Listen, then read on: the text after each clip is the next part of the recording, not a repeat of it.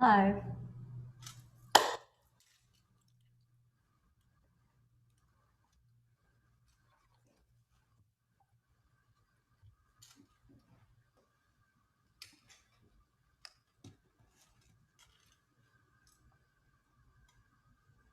Okay, it looks like we're live. Welcome to Love and Money Secrets TV. I'm your host, Dame Lillian Walker, and today we are diving deep into Chapter 2 of Breaking the Habit of Being Yourself by Dr. Joe Dispenza. We're reading, we're reviewing, we're discussing, and we are applying the principles that Dr. Joe teaches. So let's get started. Chapter 2, Overcoming your environment. It's kind of ironic, isn't it? My environment made a little clinky sound. Okay, so overcoming your environment. So by now, I trust that you're beginning to accept the idea that the subjective mind has an effect on the objective world. So you might even be keen to acknowledge that an observer can affect the subatomic world and influence a specific event just by collapsing a single electron from a wave energy that we discussed before, and converting it into a particle through sheer observation. At this point, you may also believe the scientific experiments in quantum mechanics that I have discussed, which prove consciousness directly controls the tiny world of atoms because those elements fundamentally are made of consciousness and energy. That's quantum physics in action, right? But perhaps you're still on the fence about the concept that your mind has real, measurable effects in your life. You may be asking yourself, how can my mind influence bigger events in order to change my life?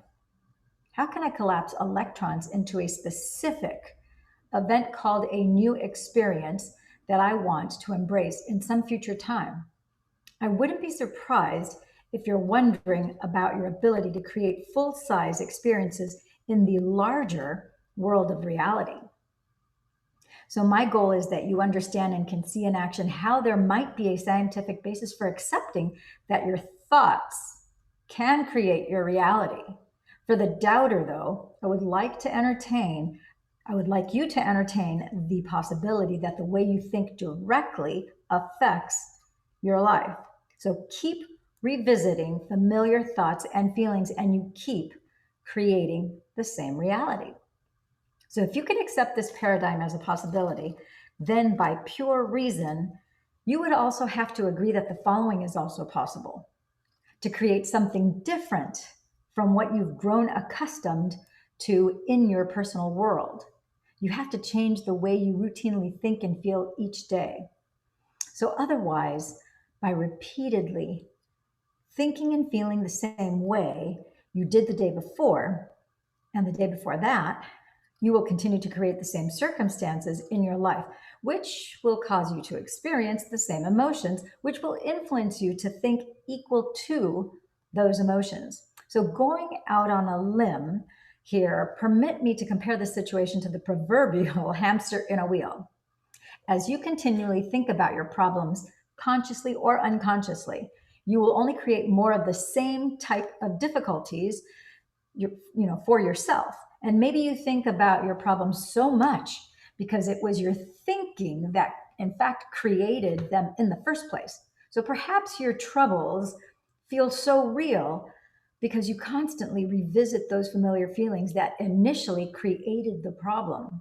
So if you insisted on thinking and feeling equal to the circumstances in your life, you will reaffirm that particular reality. So in the next few chapters, I want to focus on what you need to understand in order to change. To change, be greater than your environment, your body, and time. So most people focus on three things in their life: their environment, their bodies, and time. They don't just focus on those three elements. They think equal to them. But to break the habit of being yourself, you have to think greater than the circumstances of your life. Be greater than the feelings that you have memorized in your body, and live in a new line of time. So if you want to change, you must have in your thoughts an idealized self version of you, a model that you can emulate, which is different from and better than the you that exists today in your particular environment, body, and time. I'm going to pause right here. I just had a Facebook Live broadcast that we did today with Ben Gay III. He is an amazing human being. He is the best-selling author of many, many books, including the book series, The Closers. He worked with and worked for Earl Nightingale and Napoleon Hill, and Bob Proctor was a co-worker with him. They all worked for William Penpatrick. I think he said it was 45 years ago, 50 years ago, 55 years ago, I think is what he said. And he also brought up, there was a young man whose name is Lamont, who I guess 15, 20 years ago, he was in a federal state prison, and he was a drug dealer and didn't have a high school education. And society at large, somebody like that, you pretty much write them off and you figure, okay, they'll be in federal prison, serving whatever sentence, they'll get out and they'll just get back in again, and they'll be in and out of that federal prison system for the rest of their lives. The poor black child type situation. And somebody ended up referring him to him, and in less than a week's time, actually, he was actually still in the prison, I guess, when he met him. But the whole point of what I want to share with you was that this young man at the time was in prison. Somebody referred Ben, because Ben was actually working with the prison system in addition to the corporate clients that he had. And somebody referred him. And this young man, in less than a week's time after having met Ben, changed his languaging, changed his plans, and changed his thoughts. This guy's goal or plan was that as soon as he got out of prison, he was going to steal $500 some way, somehow, so that he would have the seed money to buy more drugs so that he could continue to sell drugs. And so the person who referred him to Ben told Ben that. And then when Ben spoke to him, I guess in an open forum, he kind of outed that and then showed him how he could actually turn his life around if he just thought, planned, and did different things. And that's exactly what Dr. Joe is talking about right here. And if that young man, fast forward now, that young man ended up becoming an attorney and is now in the process of becoming a judge.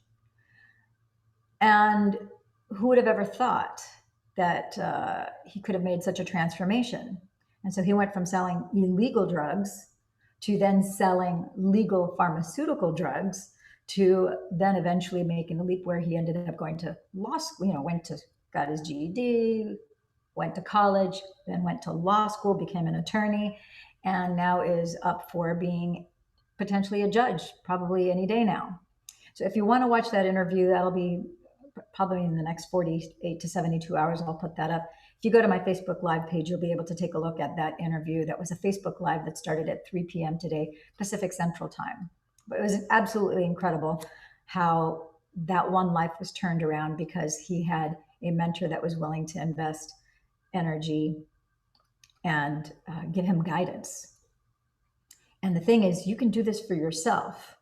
Yes, you can find a partner that you can, I always suggest, if you have a best friend that's on the same page of music with you, where you're both on the self-improvement path, you both are wanting to succeed, you both want to improve the outcomes, always, like the Japanese principle, the Kaizen principle, always making things better, then you can be accountability partners and do this.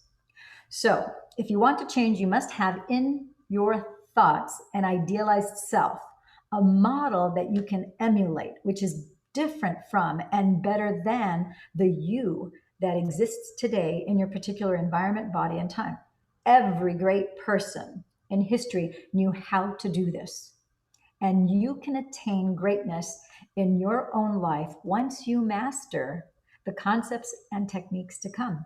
So in this chapter, we'll focus on how you can overcome your environment and lay some groundwork for the 2 chapters that follow, in which we'll discuss how to overcome your body and your time. So our memories make up our internal environment. Before we begin talking about how you can break the habit of becoming yourself or being yourself, I want to appeal to your common sense just for a few moments. So how did this habit of thinking and feeling in the same way over and over and over again begin? I can only answer that by talking about the brain and the starting point of our thoughts and feelings. Current neuroscientific theory tells us that the brain is organized to reflect everything we know in our environment. All the information we have been exposed to throughout our entire lives in the form of knowledge and experiences is stored in the brain's synaptic connections. Quick little pause here. Don't know if you guys know this. Many of you probably do. But for those of you who don't, the neurons that are in your brain actually look like fingers of a hand. They actually look very much like a hand. You can think of these as the dendrites. These are the filaments. They call them filaments. You have the axonal head, the axon, which is the head of the nerve. You have the dendrites, which is what makes it possible for the nerves to connect and touch each other, quite literally like this. And then you have the stem of the nerve. And so they connect, they fire and wire electricity, and they touch each other. And as they touch each other, that is what passes the electricity from one nerve onto another nerve, okay? So current neuroscientific theory tells us that the brain is organized to reflect everything we know in our environment and all the information we have been exposed to throughout our entire lives in the form of knowledge and experiences. And it's stored in the brain's synaptic connections. So the relationships with people we've known, the variety of things we own and are familiar with, the places where we visited and lived at different times in our lives, and the myriad of experiences we've embraced throughout our years are all configured in the structures of the brain. And even the vast array of actions and behaviors that we've memorized and repeatedly performed throughout our lifetimes are imprinted in the delicate, intricate folds of our gray matter. So hence, all of our personal experiences with people and things at specific times and places are literally reflected within the networks of neurons, nerve cells that make up our brains. So what do we collectively call all of these memories of people and things that we experienced at different places and times in our lives? That's our external environment. So for the most part, our brains are equal to our environment, a record of our personal past, a reflection of the life that we have lived.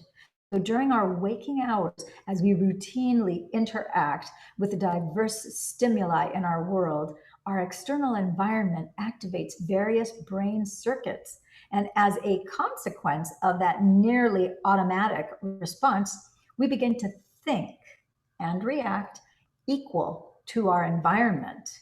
So as the environment causes us to think, familiar networks of nerve cells fire that reflective previous experiences already wired in the brain. I'm going to pause right here. One of the phenomena that is unique to the brain and to human beings is that we like to embrace and capture that which is familiar. So we have a propensity, a proclivity to want to repeat that which is familiar. Even if that which is familiar is uncomfortable or painful, if that's what you're used to and it's a known pain, you're more apt to want to repeat that, and your brain will fire and wire for you to repeat that experience over and over again rather than risk the fear of the unknown, even though the unknown may be pleasant and it may be painless. But because you're not familiar with it, it takes very conscious, mindful effort for you to embrace that which is unfamiliar, which is really at the foundation and the crux of Dr. Joe's work. He shows you systematically with a formulaic approach how to actually apply a formula that works every single time. You do it, and it's just a matter of time before you start to see results. Okay? So essentially, we automatically think in familiar ways derived from past memories. So if your thoughts determine your reality and you keep thinking the same thoughts, which are a product of the reflection of the environment, then you will continue to produce the same reality day after day. Thus, your internal thoughts and feelings exactly match your external life, because it is your outer reality with all of its problems, conditions, and circumstances that is influencing how you're thinking and feeling in your inner reality. Familiar memories remind us to reproduce the same experience. I want to hit the pause button again. As many of you know, if you're familiar with me, you know that I absolutely love words. I acknowledge, I embrace the power of not only the spoken word, the written word, and the word in thoughts, deeds, as well as actions. And here it says, if you're looking on your book, we're on chapter 2, we're on page 42, by the way. And it says here, familiar memories remind us to reproduce the same experiences, but remind us, it's written R-E, there's a hyphen, M-I-N. So I want you to pay attention to what the word remind us really means. Remind, it's to mind again. It's a do-over mind. So that's what the word to remind us, to remember. To remember means to, in the member of your body, you are embodying it again. Why? Because thoughts are the language of the brain, and feelings and emotions are the language of the body. So in order for you to remember or to remind yourself, you have to pay attention to the member redoing itself in order to recall a past thought, feeling, or emotion, or a past thought, feeling, or experience. The two are, and they're connected. That's part of the secret of breaking the habit of being yourself. Once you recognize that, oh, I can disconnect the two and I can separate the emotions that are lodged in my body, because your body's a filing cabinet of every thought, feeling, and emotion you've ever had. And it has an emotional response down to the cellular level. So it's not just the flesh as in your muscles and your blood and the organs in your body, but down to the cellular memory. Okay?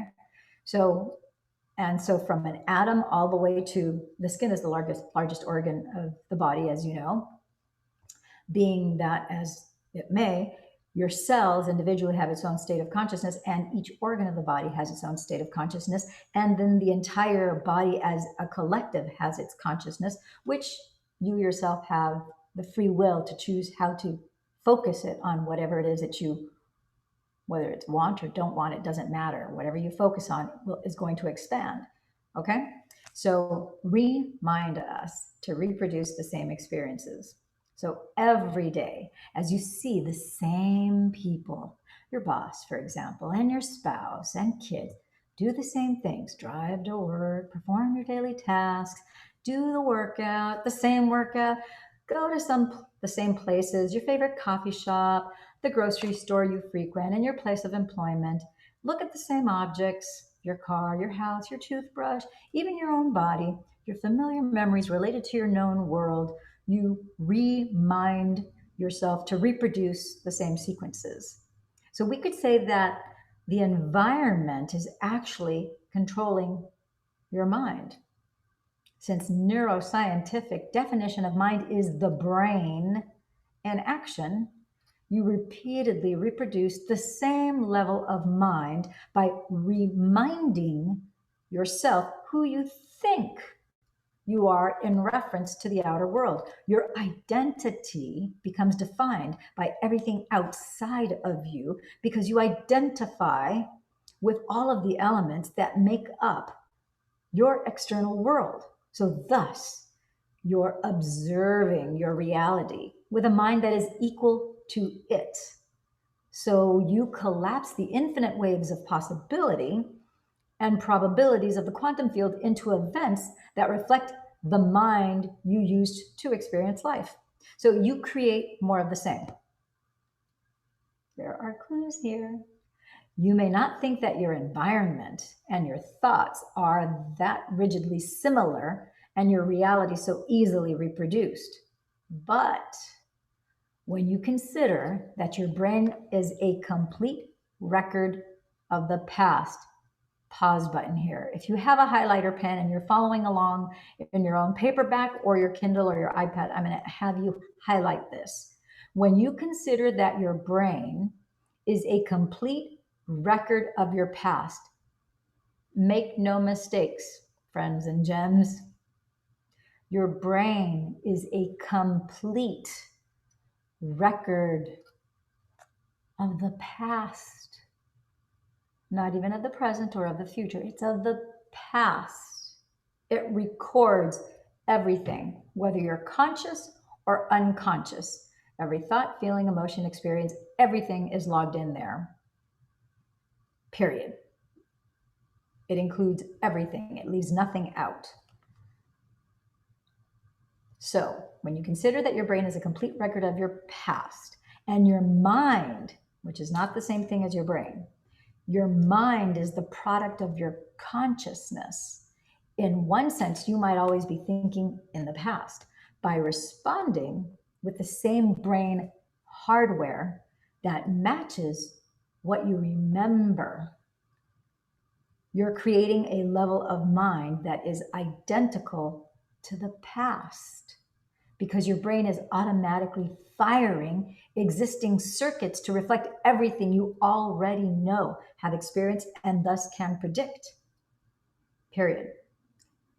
So I'm going to pause right here, because one of the things, like I mentioned before, the brain and human beings, we are hardwired to stick with the familiar, even if the familiar is uncomfortable, painful, not what we want, but you keep on, it's like a scratch record until you become conscious and you're awake and you realize you have a differentiation. You actually embrace the distinction between your conscious awareness as opposed to your brain, the organ, which is the organ or organism that can interpret the vibrational frequencies of sight, smell, gustatory, auditory, sensory, etc., proprioceptor, interoceptor, nanoceptor, mechanoceptor systems in the body, which are how our entire neurological system is made up, so that we can fire and wire appropriately and navigate our way throughout the world.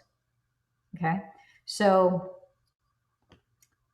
keep that in mind, because there is a distinction between your awareness, which you can choose to focus on what it is that you want, or you can choose to focus on what you don't want, and then you'll just get more of that, your brain, and then your ego.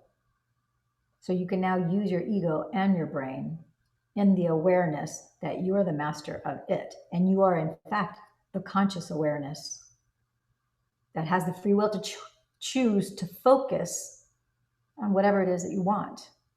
Okay?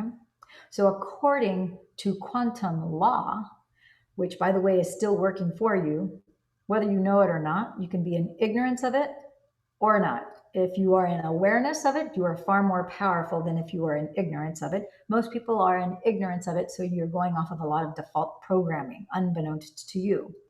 But this is here for you to empower yourself so that you can embrace it, and now you have both of your hands on the steering wheel of your awareness, and you can start to create in all areas of your life, whatever it is that you're putting your target, your focus. Wherever you put your focus and attention to, there's the bullseye, there's the target. You're going to hit it every single time. It's just a matter of time and space, and it's going to pop into your existence. So reason this: when you think from your past memories, you can only create past experiences. So as all of the knowns, the familiar, in your life cause your brain to think and feel in familiar ways, thus creating knowable outcomes. You continuously and continually reaffirm your life as you know it. And since your brain is equal to your environment, then each morning, your senses plug you into the same reality and initiate the same stream of consciousness. So, all of the sensory input that your brain processes from the external world, that is, seeing, smelling, hearing, feeling, and tasting, turns your brain on to think equal to everything familiar in your reality. So, you open your eyes and you know the person lying next to you is your spouse because of your past experiences together. However, you hear barking outside your door and you know it's your dog wanting to go out. There's a pain in your back. And you remember it's the same pain you felt yesterday. You associate your outer familiar world with who you think you are by remembering yourself in this dimension, this particular time and space. Our routines, plugging into our past self. What do most of us do each morning after we've been plugged into our reality by these sensory reminders of who we are, where we are, and so forth? Well, we remain plugged into this past self by following a highly routine, unconscious set of automatic behaviors. So, for example, you probably wake up on the same side of the bed, slip into your robe the same way as you look into the mirror to remember who you are, and shower following an automatic routine.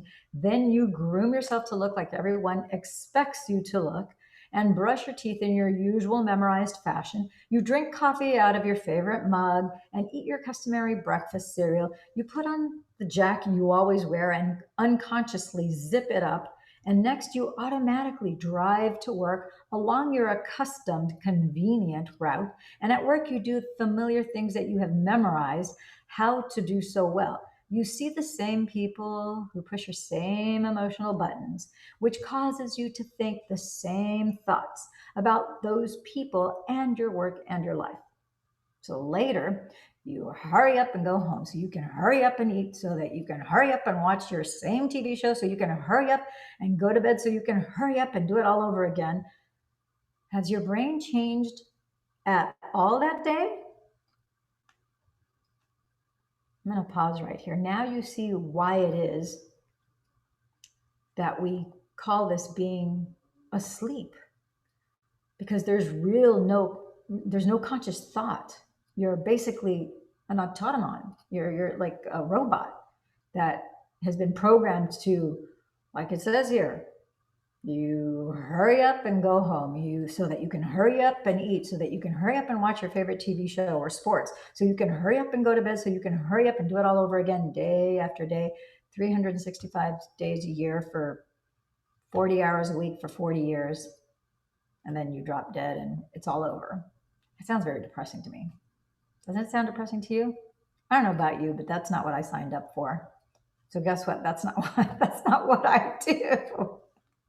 And trust me, I used to be the worry and hurry gal, but I'm not the worry and hurry gal any longer.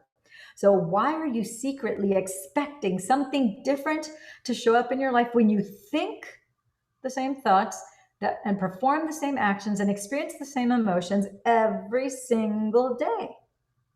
Isn't that the definition of insanity? Doing the same thing over and over and over again, expecting a different outcome? Yes, my friends and gems, that is insane. That's crazy to expect a different outcome if you put this input, the same exact input over and over again. Of course, you're going to have the same output. Those are natural and logical consequences. It's Newton's third law of physics, for every equal and opposite, for every action, there's an equal and opposite reaction, and it's the cause and effect Newtonian model. So all of us have fallen prey to this type of limited life, one time or another. By now, you probably understand the reason why. In the preceding example, it is safe to say that you're reproducing the same level of mind every day. Sounds kind of flat and boring, doesn't it?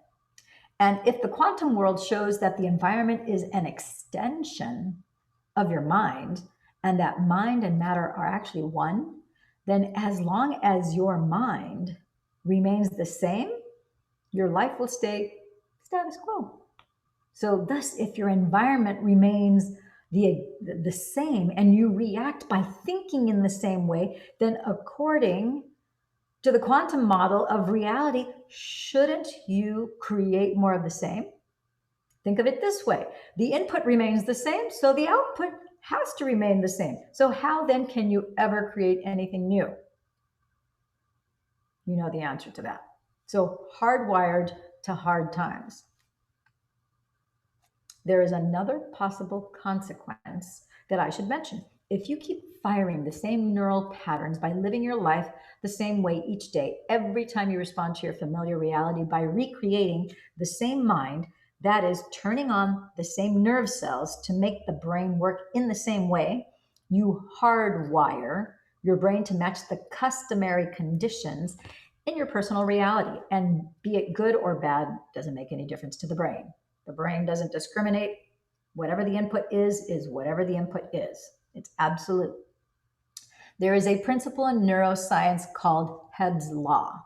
It's basically stating that nerve cells that fire together wire together. So Hebb's credo demonstrates that if you repeatedly activate the nerve cells, then each time they turn on, it will be easier for them to fire in unison again. Eventually, those neurons will develop a long-term relationship. And I hit the pause button right here. It's no different really than your computer. When you first start going to certain websites, you start using certain programs in your computer.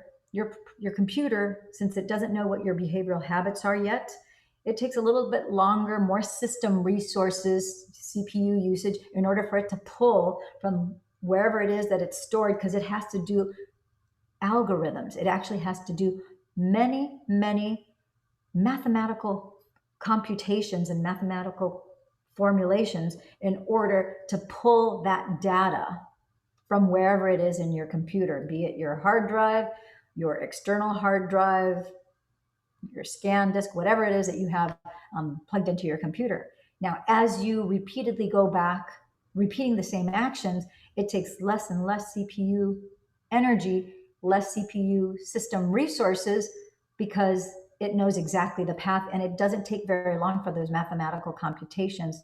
In fact, your computer kind of keeps like a phantom algorithmic calculation just at the surface, because it knows that this is a normal electronic pathway to get to the destination to bring you the result that you want. Your brain is very much like that too. It has to do with Hebb's law, and they just discussed here, so that the cells that fire and wire together, they sync and link together. And that's how a long-term relationship is created inside your brain, whether it's a brand new, if it's something that it's brand new, the right side of your brain now will start to fire and wire in recognition of something new. And as we discussed before, Kandel did a study where he actually was able to prove that when it's habituation, something that's a habit that you constantly do that you don't have to think about anymore, that is stored on the left-hand side of the brain, and it only takes 1,300 neural synapses for you to do that activity, just 1,300. But just by your being exposed to this information that you haven't read before, you're reading this, you're hearing, seeing, experiencing new information, guess what? Instead of 1,300, now you've made your IQ go up, because your brain is now using 2,600 neurological synapses start firing and wiring together. There's a heck of a lot more electricity, double the electricity running through your brain just to familiarize, absorb, retain, and learn this new information. So make no mistakes. Congratulations, you're making yourself smarter just by being exposed to this information and seeking it out. I don't know about you, but I find that incredibly exciting. Okay, moving on. So when I use the word hardwired, it means that clusters of neurons have fired so many times in the same ways that they have organized themselves into specific patterns with long-lasting connections.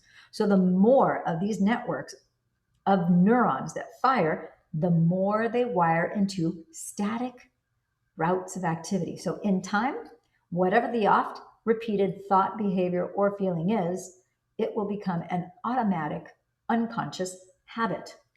When your environment is influencing your mind to that extent, your habitat becomes your habit.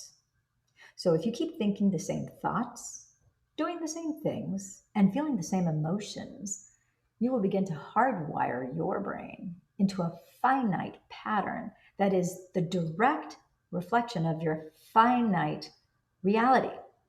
Consequently, it will become easier and more natural for you to reproduce the same mind on a moment to moment basis. This innocent response cycle causes your brain and then your mind to reinforce even further the particular reality that is your external world. The more you fire the same circuits by reacting to your external life, the more you're going to wire your brain to be equal to your personal world. So you'll become neurochemically attached to the conditions in your life.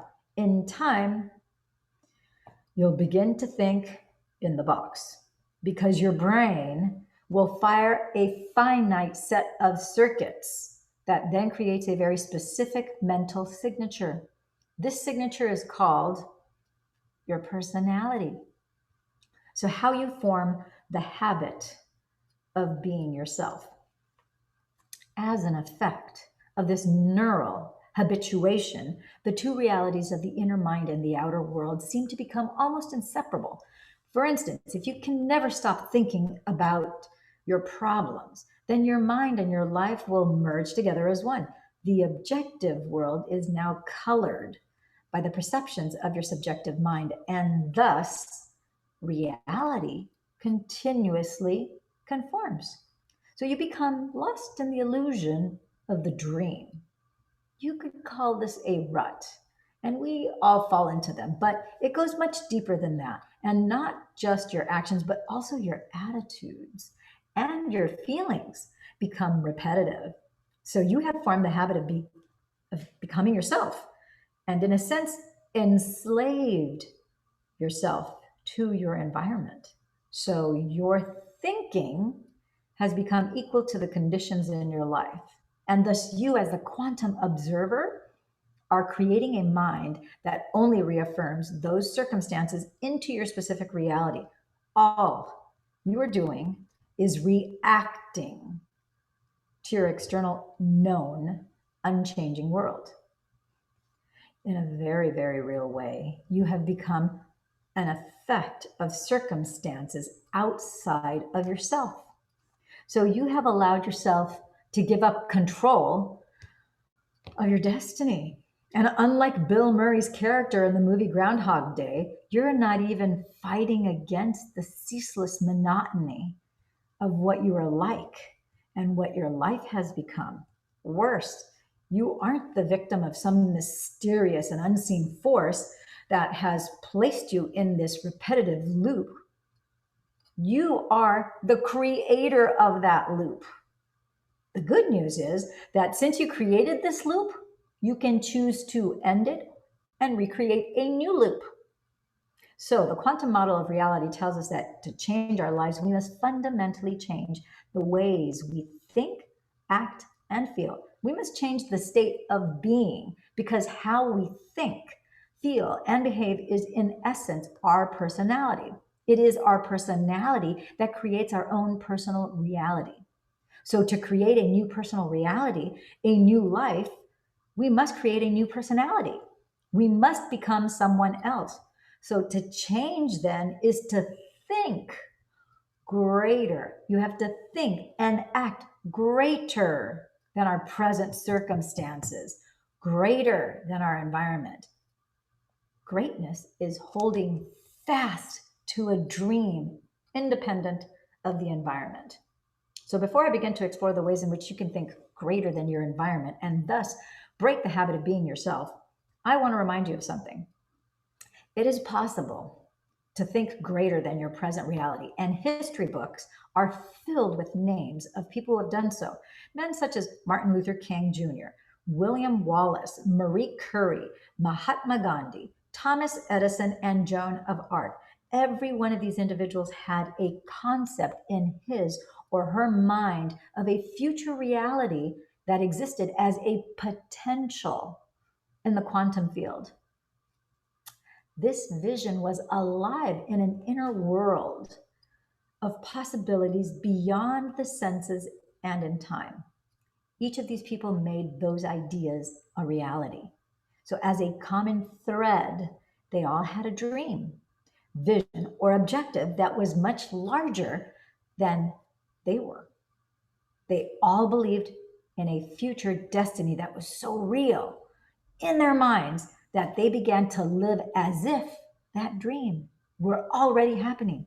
They couldn't see it, they couldn't hear it, they couldn't taste it, smell it, or feel it, but they were so possessed by their dream that they acted in a way that corresponded to this potential reality ahead of time. In other words, they behaved as if what they envisioned was already a reality. So, for example, the imperialist dictum that had India under colonial rule in the 1900s was demoralizing to Indians. Despite that, Gandhi believed in a reality that wasn't yet present in his people's lives. So he wholeheartedly endorsed the concepts of equality, of freedom, and nonviolence with undying conviction. Even though Gandhi endorsed liberty for all, the reality of tyranny and British control at that time was really quite different. And the conventional beliefs of that era were in contrast to his hopes and his aspirations. So, although the experience of liberty was not a reality, and while he was initially engaged in changing India, he did not let outward evidence of adversity sway him to give up his ideal. So, for a long time, much of the feedback from the external world didn't show Gandhi that he was making a difference, but seldom did he allow the conditions in his environment to control his way of thinking and being. So, he believed in a future that he could not yet see or experience with his five senses, but which was so alive in his mind that he could not live any other way. So he embraced a new future life while physically living his present life. He understood that the way he was thinking, acting, and feeling would change the current conditions in his environment. And he eventually, reality began to change as a result of his efforts. So when our behaviors match our intentions, when our actions are equal to our thoughts, when our minds and bodies are working together, when our words and our deeds are actually aligned, there is an immense power behind any individual. History giants, why their dreams were unrealistic nonsense. So the greatest individuals in history were unwaveringly committed to a future destiny without any need for immediate feedback from the environment. It didn't matter to them if they hadn't received any sensory indication or physical evidence of the change they wanted. They must have reminded themselves daily of the reality they were focused upon. Their minds were ahead of their present environment because their environment no longer controlled their thinking. Pause. Highlight that, friends and gems, because their environment no longer controlled their thinking. There's another key to success right there. You need to have your environment no longer controlling your thinking. Don't worry about what our government's doing. Don't worry about COVID. Don't worry about whatever your triggers are for stress and worry and hurry and nerves and anxiety and freaking out and losing control or feeling depressed or feeling sad or being melancholic or creating a party of one, the ultimate pity party, victimhood. No, you can say, you know what? I'm throwing all of that, I'm deleting all of that from the hardware of this computer that I call Lillian, whatever it is that your parents named you. whatever you call yourself, okay? So another fundamental element shared by each of these celebrated beings was that they were clear in their minds about exactly what they wanted to happen. Remember, we leave the how to the greater mind, and they must have known this. Now, some in their day might have called them unrealistic. In fact, they were completely unrealistic, and so were their dreams. The event they were embracing in thought, action, and emotion was not realistic because reality had not occurred yet. The ignorant and the cynical might have also said their vision was nonsense, and such naysayers would have been right. A vision of future reality was nonsense. It existed in a reality beyond the senses. As another example, Joan of Arc was considered foolhardy, even insane. Her ideas challenged the beliefs of her time and made her a threat to the present political system. But once her vision was made manifest, she was considered profoundly virtuous. So when one holds a dream independent of the environment, that's greatness. Another pause button. Your environment includes anybody in your environment, not just the trees, the houses, your neighborhood, your city, your state, your country, your county. It also includes anybody that you pay attention to, anybody who you give your power away to, anybody who tries to control you, anybody who wants you to, or requires you to be accountable to them in any way, shape, or form. They're trying to exercise some sort of control over you. That's part of your environment. That's all outside of you. Make no mistakes. It's difficult to change yourself, and it's almost impossible to change somebody else. So give up the battle of trying to make somebody else change, somebody to be, more quiet or more outgoing or whatever your obsession is, pick your poison. Abandon that and harness all the energy inside of your being and choose it to change yourself to be the greatest version of yourself.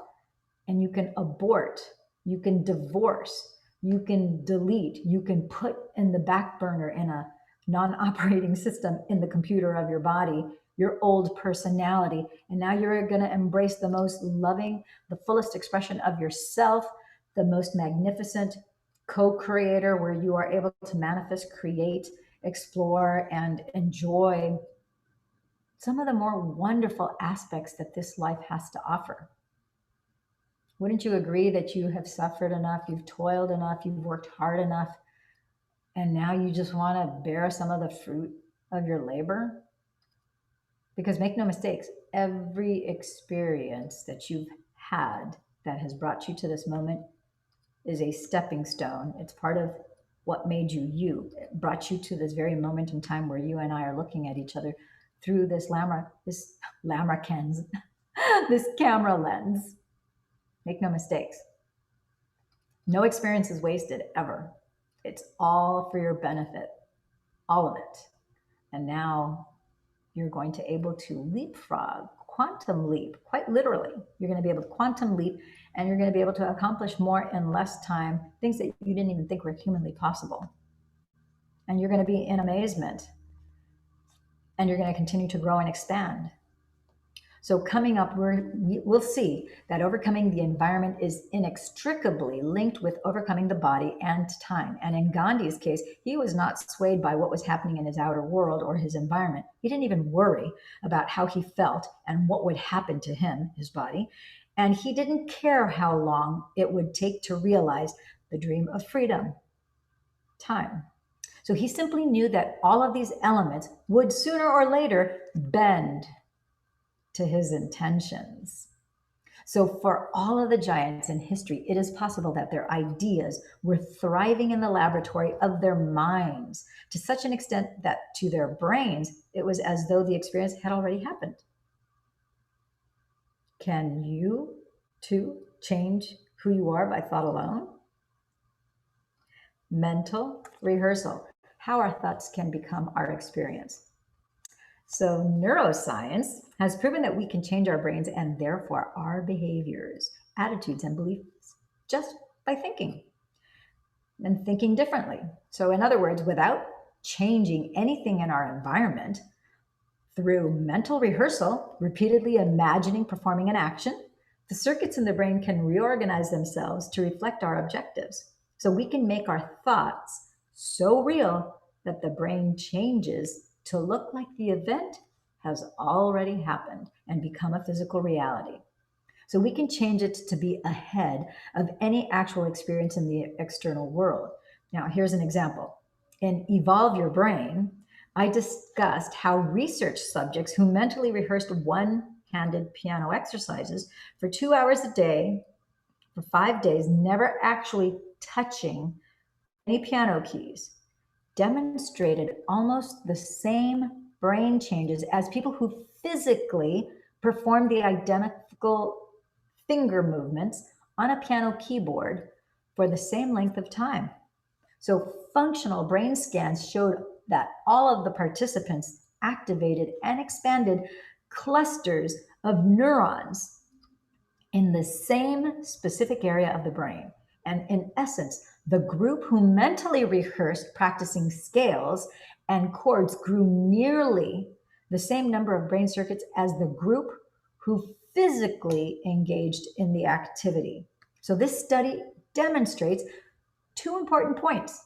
Not only can we change our brains just by thinking differently, but when we are truly focused and single-minded, the brain does not know the difference between the internal world of the mind and what we experience in the external environment. So our thoughts can become our experience. This notion is critical to your success or failure in your endeavor to replace old habits, prune old neural connections with new ones, sprout new neural networks. So let's look more closely at how the same learning sequence took place in those people who mentally practiced but never physically played any notes. Whether we physically or mentally acquire a skill, there are 4 elements that we all use to change our brains: learning knowledge, receiving hands-on instruction, paying attention, and then repetition. Learning is making synaptic connections. Instruction gets the body involved. So in order to have a new experience, and which further enriches the brain. When we also pay attention and repeat our new skill over and over and over, our brains change. So the group who physically played the scales and chords grew new brain circuits because they followed this formula. The participants who mentally rehearsed also followed this formula, except that they never got their bodies physically involved. And in their minds, they were easily able to conceive of themselves playing the piano. So now remember, after these subjects repeatedly mentally practiced, their brains showed the same neurological changes as the participants who actually played the piano. New networks of neurons, neural networks, were forged, demonstrating that in effect, they had already engaged in practicing piano scales and chords without actually having that physical experience. We could say that their brains existed in the future ahead of the physical event of playing the piano.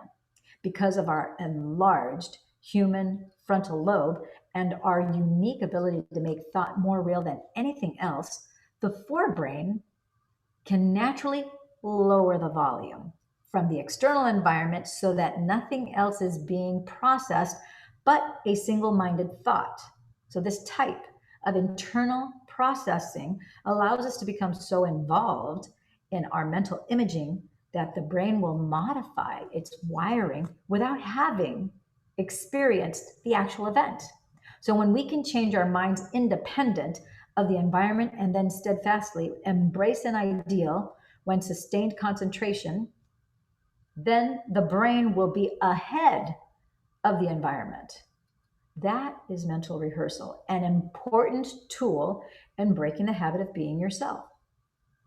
If we repeatedly think about something to the exclusion of everything else, we encounter a moment when the thought becomes experience. When this occurs, the neural hardware is rewired to reflect the thought as the experience. This is the moment that our thinking changes our brains and thus our minds. So, to understand that neurological change can take place in the absence of physical interactions in the environment is crucial to our success in breaking the habit of being ourselves. Consider the larger implications of the finger exercise experiment.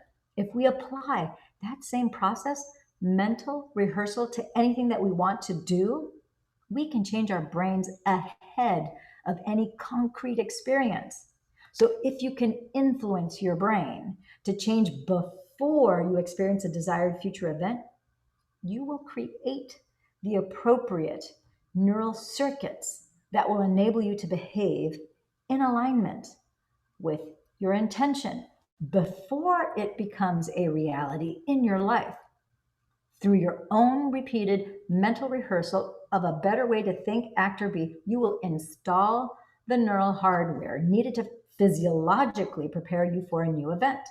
In fact, you'll do more than that. The brain's hardware, as I use the analogy in this book, refers to its physical structures, its anatomy, right down to the neurons. So if you keep installing, reinforcing, and refining your neurological hardware, the end result of that repetition is a neural network, in effect, a new software program. Just like a computer software, this program, for example, a behavior, an attitude, or an emotional state, now runs automatically. So now you've cultivated the brain to be ready for your new experience. And frankly, you have the mind in place so that you can handle the challenge. So when you change your mind, your brain changes. And when you change your brain, your mind changes. So when the time comes to demonstrate a vision contrary to the environmental conditions at hand, it is quite possible for you to be already prepared to think and act with a conviction that is steadfast and unwavering. In fact, the more you formulate an image of your behavior in a future event, the easier it will be for you to execute a new way of being. So, can you believe in a future you cannot see or experience with your senses, but have thought about enough times in your mind that your brain is actually changed to look like the experience has already happened ahead of the physical event in your external environment? If so, then your brain is no longer a record of the past, but has become a map to your future. So now that you know you can change your brain by thinking differently, it is possible to change your body to look like it too has had an experience ahead of the actual intended circumstances. Is your mind that powerful? Stay tuned. Well, my friends and gems, that is the end of chapter 2. I'm mesmerized every time I dive in deep with this content because I think it's so fascinating how we as human beings have so much untapped potential, so much untapped creativity, so much untapped powerful energy that we can mold into whatever it is that we want. And when you have the realization that your conscious awareness, that your brain, and that your ego are not really one and the same, and you see the distinction and you become acutely aware of your focused awareness and the recognition that your brain is just an archive, it's a filing cabinet of all the past thoughts, feelings, and emotions that your being as a body, as a physical body, has experienced, recording the emotions in the flesh down to the cellular level, and then interpreting vibrational frequencies through auditory, visual, olfactory, gustatory, and then tactile through those 5 sensory systems. And there's actually 3 or 4 other, like I mentioned before, your proprioceptor system, your interoceptor system, etc. So when you recognize that your conscious awareness, your free will, you have free will in your conscious awareness, and you can use that consciousness now to focus it on what it is that you want on purpose. So instead of having an undesirable circumstance that's in front of you that you're witnessing right now in 3D, you can hit the pause button and go, okay, I'm not going to freak out. I'm not going to worry. I'm not going to get nervous. I'm not going to panic. You might already feel the feelings of panic, nervousness, anxiety, the jitters, whatever the case might be. And you can go, I'm going to hit the pause button. What am I going to do? Hit the pause button. I'm not going to react. I'm going to choose to slow down my heart rate, slow down my breath, and slow down my brain waves. That's your go-to. I'm going to hit the pause button. Nope, freaking out, worrying, oh my goshing, going, or getting mad. That's not going to change anything. It's going to cement in what's there to remain there and create more of that. So we don't want to use those emotions to add fuel to that fire. Instead, hit the pause button. Say, okay, pause button, no reaction. You're disattached. And now I'm going to take a deep breath. I'm going to slow down my heart rate. I'm going to slow down my breath, and I'm going to slow down my brain waves. I'm going to get into Theta.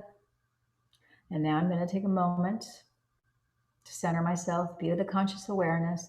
I'm no one, nobody, nothing, nowhere, no place, and no time. I'm going to basically detach from the feelings of my body, and I'm just going to focus on that awareness. And now I'm going to, in that stillness, I am now going to put in the intention of what it is that I want.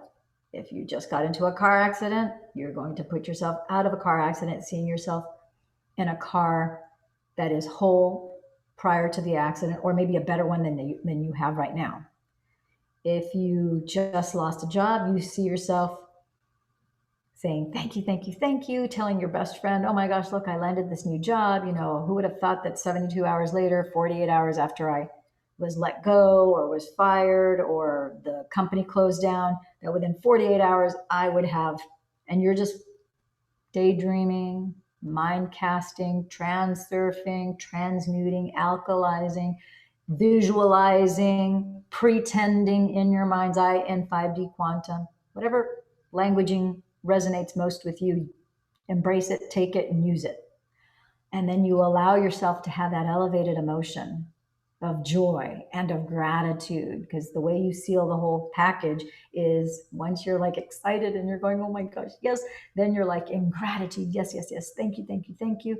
And you visualize yourself talking, having a conversation with your best friend saying, oh my gosh, look, who would have thought, within X amount of time, 48 hours, 72 hours, I've got this new job. I'm getting paid more, less time involved, better everything. Who would have ever thought that this was so within my reach? I would have stayed stuck in that old job thinking that that's all I was able to have. And the reality, life had so much more to offer me. And boy, that was the best thing that ever happened to me.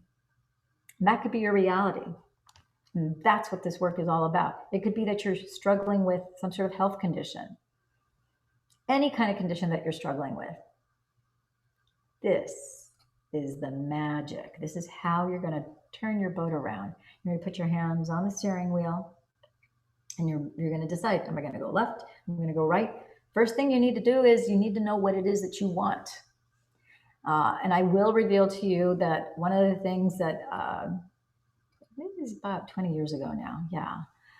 We were doing some healing circles in a very large group. And I remember there was a gal who had diabetes who had a sub-Q pump, which is, if you don't know what a sub-Q pump, it kind of looks like a little pager. It's about this big. It has a tiny little vial and it has concentrated, in her case, insulin, because she needed to, just like an IV, you can give yourself a bolus, an extra hit of whatever drug that is in your IV. This is somebody that needs to have a constant amount of insulin that's put into their muscle so that they have the proper amount of insulin. And every now and then, because we're all chemistry, they might eat something that will throw their sugars off, so they need to get an extra dosage of insulin. So in her particular case, it was amazing because there were a lot of people that were coming to this particular event to be healed. And there was a group of like 10 of us, and with the subject person to be healed. And I think I mentioned before that I have this thing, I call it intuitive cognizance, where you have a knowing and then you have a word of knowledge. And so as she went into the center of our group, it hit me that she didn't want to be healed, which shocked me, because some people don't want to be healed. And you're like, well, why would anybody not want to be healed? Because sometimes the personality of the person having a condition serves a purpose in that person's life to get others to do something for them. So you have more people volunteering to make your life easier for you, so on and so forth. And so her identity and her personality was so wrapped up in her diabetic condition that she was holding on to it for dear life. So she came up saying that she wanted to be healed, but her subconscious mind, I believe that it was subconscious, was petrified of losing that identity. It's like, no, we're not gonna, it's like, we can't let this go, because if we let that go, who are we going to be? And how will how would she get her husband to come home early from work and to take, all this different time off to help her with the boys and all that kind of stuff? All of that, like in a flash second, it was like revealed to me. And I was like, wow, for me, it was a lot to take in at the time. And we had and of course she didn't heal. And then there are others, there was, somebody who was deaf who all of a sudden now could hear, who hadn't been able to hear since they were 5. We had another person whose leg literally grew, I think it was like 3 or 4 inches, because they were born with some sort of birth defect, so that they had to have those special orthopedic shoes that are like 3 inches platforms. And then all of a sudden you could actually see it while we were praying and we were doing our healing, and you could actually see the leg actually start to come into place. It was a trip. So all that to say is that you have to really recognize and embrace who it is that you are and who is it that you want to be. And recognize that some of those things that maybe you have lost to you're going to lose, there's some advantages to being the victim of always having to, be falling short, that you've used in life to survive. You're going to have to get rid of that. And as an empowered individual where you're self-sufficient, where you're not just surviving, but now you're thriving, flourishing in prosperity and in abundance. So you're not going to need pity help anymore. The energy of pity and, oh, look at, she's a poor victim. You're not going to need that anymore. And instead, you're going to have people who are going to want to come side by side. They're still going to help you, but it's a cleaner energy.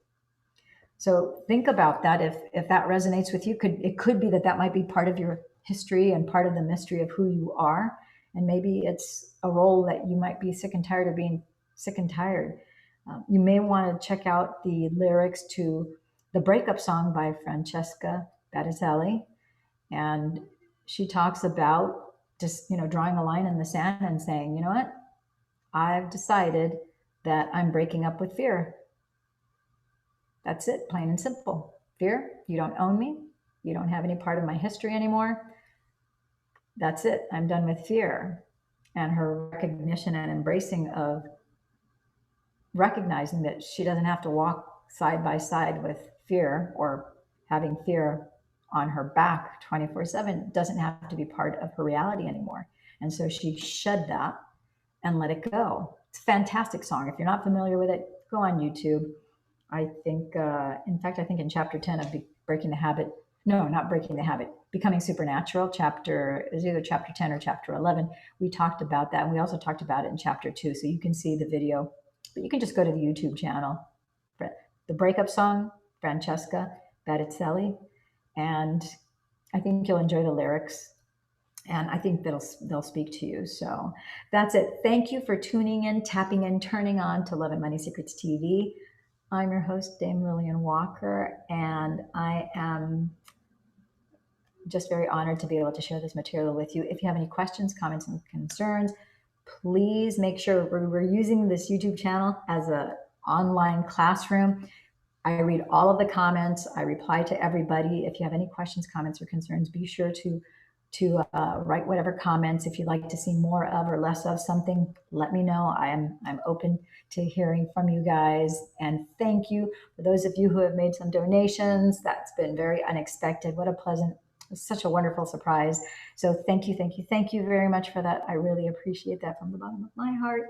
And that's it for now. And tomorrow we will be diving into chapter 3 of Breaking the Habit of Becoming Yourself. So thank you for tuning in. Have a wonderful evening, and remember to smile.